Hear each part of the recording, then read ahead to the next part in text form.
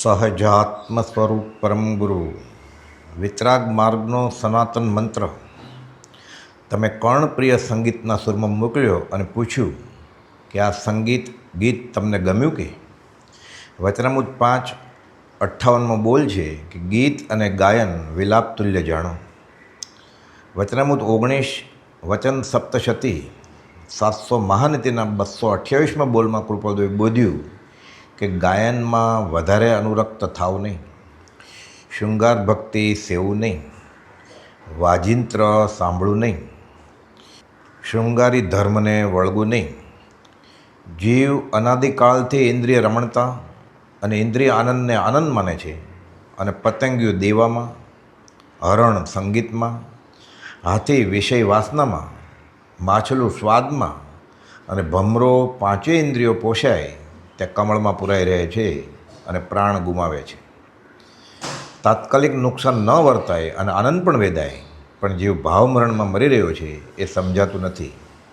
માંડ કરી એ વિષય ભૂલ્યા અને મંદિર, આશ્રમ કે તીર્થસ્થળે જવાનું નિમિત્ત બની આવ્યું, ત્યાં પાછો નવા રૂપમાં એને જ વિષયોમાં ગરકાવ થાય છે અને આત્માર્થ ચૂકે છે.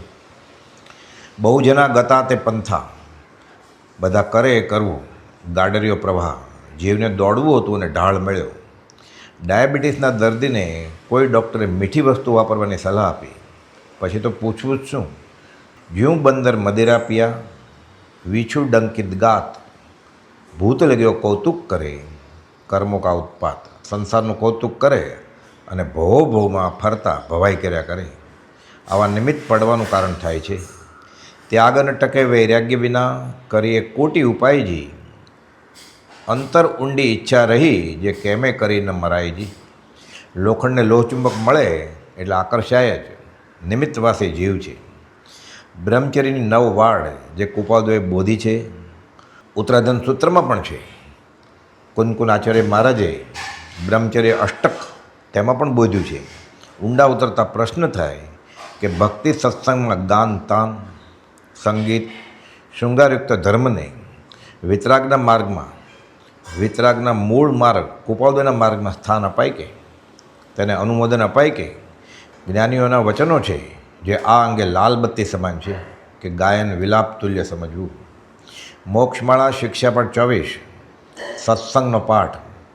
કૃપાળુએ બોધ્યું કે જેનાથી હંમેશનો પરિચય રહી રાગ રંગ ગાન તાન સેવાતા હોય તે તમને ગમે તેવો પ્રિય હોય તો પણ નિશ્ચય માનજો કે તે સત્સંગ નથી પણ કુસંગ છે.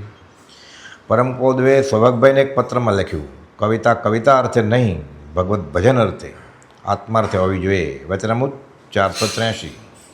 જ્યારે અક્ષર જ્ઞાન નહોતું, વાંચતા લખતા ખાસ કોઈને આવડતું નથી, વ્યવહારે અભણ જેવા, જેઓ ભોળાબાળા જેવો સાંભળીને પાક્કું થાય અને સૌની સાથે ગાય અને ભક્તિ ભજન કરે.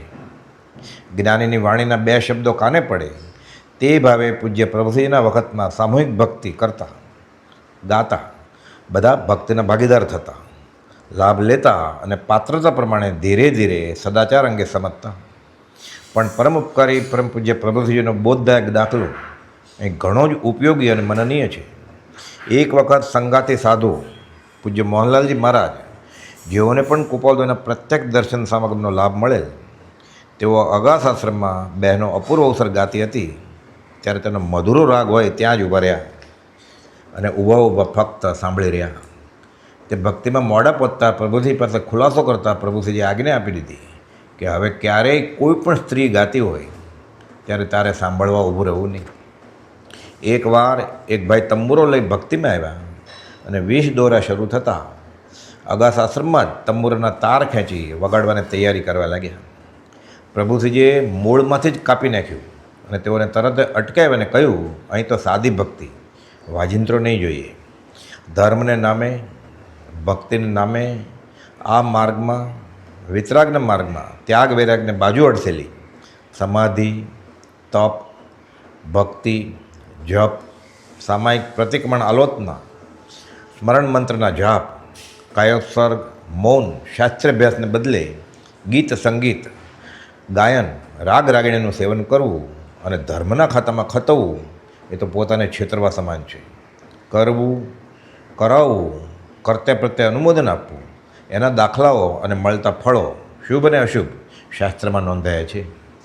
બોધ અને ઉપદેશ ત્યાગ વૈરાગ્યનો હોય, નહીં કે ગાયન સંગીત ઇન્દ્રિયના પોષણનો. એ તો અનંતકાળથી કરેલ જ છે. વિષયો શીખવાની કોલેજની જરૂર નથી. ત્યાગ વૈરાગ્યનો બોધ હોય, વિષય કશાયનો નહીં. બાહ્ય ક્રિયામાં, અંતર્મુખ વૃત્તિ વગરની ક્રિયામાં કોઈ વાસ્તવિક કલ્યાણ નથી. પ્રેમ, લાગણી કે વિરહરુદન જીવની અંતરંગની ભાવનાઓ ઉત્તેજિત કરે છે, એટલે જ્ઞાનીઓ એનાથી દૂર રહેવા બોધે છે. લાગણી નહીં, અધ્યાત્મમાં બુદ્ધિથી કામ કરવાનું છે. ધર્મમાં વિચક્ષણતા ન હોય અને સરળ જીવોને પૂજ્ય બ્રહ્મચારીજી બોધે છે તે મુજબ ગોળ ફળની પરીક્ષા ન હોય, તેથી ગમે ત્યાં માથા ભરવી દે છે. જ્ઞાનીઓએ બોધેલો માર્ગ, એ રસ્તે સીધે ચાલતા મોક્ષ પાટન સુલભ જ છે. નહીં તો ભૂલાશો, લોભાશો, લગભગ લૂંટાશો સીમ ભણી, દિશે રસ્તો સહેલો પણ ભવ શિખરણી અંત અઘરો. અધ્યાત્મ પ્રેમી જીવે તો આ બધા વિષયો ઉત્તેજિત કરે એવી ક્રિયા, એવા ખોરાક, સંગીતના સૂર, આછકલા વસ્ત્રો, વેશભૂષા અને સ્ત્રી પરિચય કે સ્ત્રી માટે પુરુષ પરિચય ટાળવાનું બધું છે. અને ધર્મ વિષયક બાબતો અંગે પણ આ સંગ કઈ રીતે કરવો તેનો બોધ ઠામ છે. ખરેખર બ્રહ્મચર્યા આત્મામાં રમણતા કરાવે તે સદ્ધર્મ. હવે આ માર્ગ છે ત્યાં વળી જિનેશ્વરના સ્તવન કે ભજન કે મંત્ર ઉચ્ચાર, રાગ રાગિણીમાં, સંગીતના સૂરમાં ગાવા, ગવડાવવા કે સાંભળવા અને ધર્મ સેવન થાય છે એમ માનવું એ તો પોતાને જ છેતરવા જેવું બને, વંચક યોગ છે. કોઈ જ્ઞાની, કોઈ તીર્થંકર કે કોઈ ગણધર કે પરમ કૃપાદેવે કે પૂજ્ય જોઠાભાઈ, પૂજ્ય સૌભાગભાઈ, પૂજ્ય અંબાલાલભાઈ, પૂજ્ય પ્રભુશ્રીજી કે પૂજ્ય બ્રહ્મચારીજી વગેરે ભક્ત રત્નોએ ગીત સંગીતની રમઝટ બોલાવી ભક્તિ કરી હોય તેવું નોંધાયું નથી. આ કાળની જ વાત. મીરાબાઈ ઘરબાર છોડીને રાણાએ આપેલ ઝારનો કટોરો લઈને પહેરેલે કપડે, ઉઘાડે પગે, છૂટા વાળે, ભૂખ્યા તરસ્યા જોગણ બની સંત સંન્યાસીના ટોળામાં ભક્તિ કરવા જંગલમાં ખરેખર ઘૂઘરા બાંધી ગયા હશે કે વિષયમાં જેની ઇન્દ્રિયો આર્ત છે એવા કોઈ ઘૂઘરા પગે બંધવી પગ ઘૂઘરું બાંધ મીરાને નચાવી. જીવ પોતે જ પોતાનો વેરી છે, સંઘના યોગે ભૂલે છે. પરમ કૃપાદેવ વચનામૃત 642 બોધ્યું, સમસ્ત વિશ્વ ઘણું કરીને પર કથા અને પરવૃત્તિમાં વહ્યું જાય છે, તણાઈ જાય છે. તેમાં રહી સ્થિરતા ક્યાંથી પ્રાપ્ત થાય? જ્ઞાનીની દૃષ્ટિએ આખું જગત આ ગાંડાની ઇસ્પિતાલ છે. સહજાત્મ સ્વરૂપ પરમ ગુરુ